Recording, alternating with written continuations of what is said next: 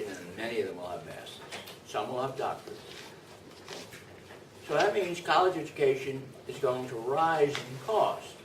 And as I said last time, people have misunderstood the causation going on. They look at the increase in tuition.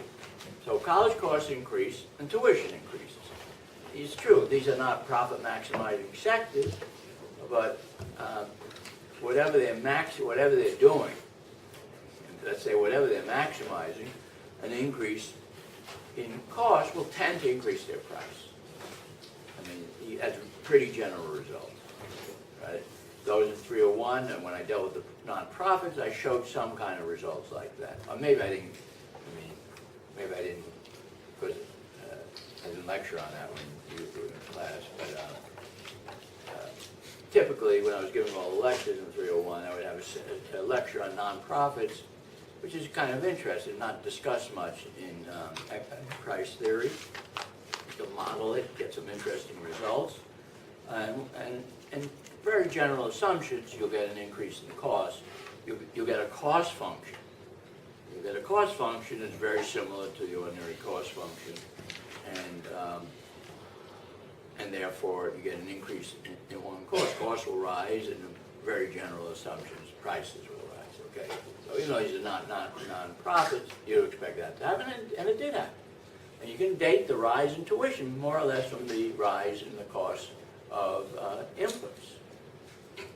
I don't know if people have dated that very carefully, but you know, if you just look at broadly at the data, you can see that.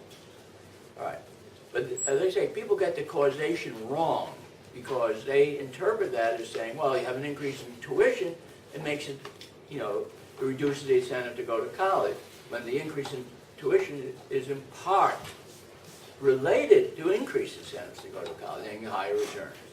Okay? So that's true in general, and you do find, and I'll come back to this a little more, that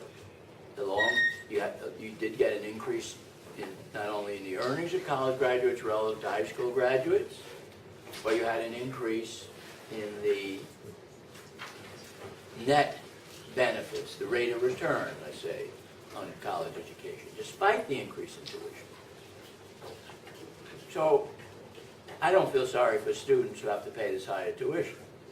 I mean, there's a lot of complaining about it. It could, and it is a problem. If you come back to find capital constraint issue, that does raise some questions. But then you have greater